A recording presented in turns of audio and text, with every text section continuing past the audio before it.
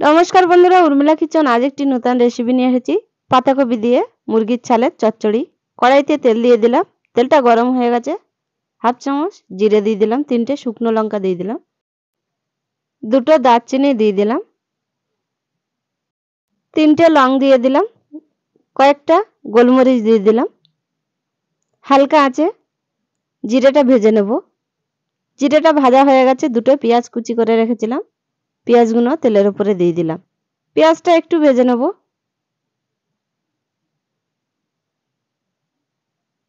1 চামচ আদা ও রসুন বাটা দিয়ে দিলাম। আদা রসুনের গন্ধটা যেন না থাকে, ভালো করে ভেজে নেব। স্বাদ মতন লবণ দিয়ে দিলাম, 1 চামচ হলুদ গুঁড়ো দিয়ে দিলাম, 1.5 চামচ মতন ঝালের গুঁড়ো দিয়ে দিলাম। মশলাটা লেগে না যায় পরিমাণ মতন জল দিয়ে মশলাটা ভালো করে কষে নেব।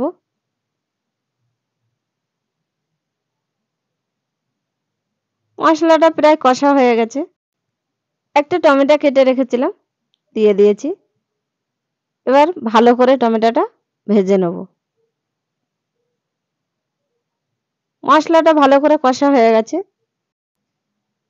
ছালগুলো দিয়ে দেব। ছালগুলো সব দেওয়া হয়ে গেছে। কড়াইতে দিয়ে ভালো করে ভেজে নেব। ছালগুলো প্রায় ভাজা হয়ে আসছে, আর একটু ভেজে নেব।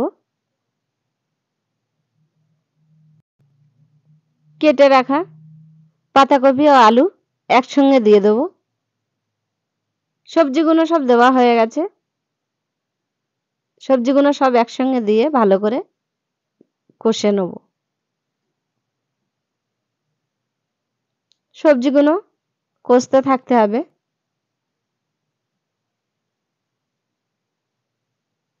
আর একটু ভালো করে নেড়ে দেব।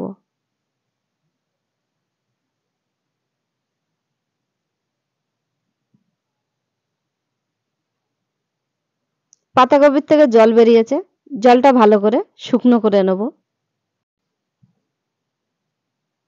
1 চামচ জিরে গুঁড়ো দিয়ে দিলাম,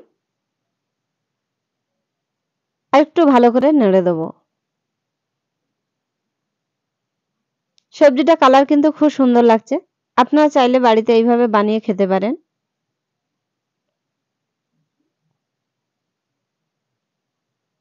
সবজিটা হয়ে গেছে। হাফ চামচ গরম মশলা উপর থেকে দিয়ে দিলাম, আর একটু ভালো করে নেড়ে দেব। সবজিটা হয়ে গেছে। নামিয়ে নেব, নামিয়ে পরিবেশন করব। আপনাদের ভালো লাগলে কমেন্ট, শেয়ার, লাইক, সাবস্ক্রাইব করবেন।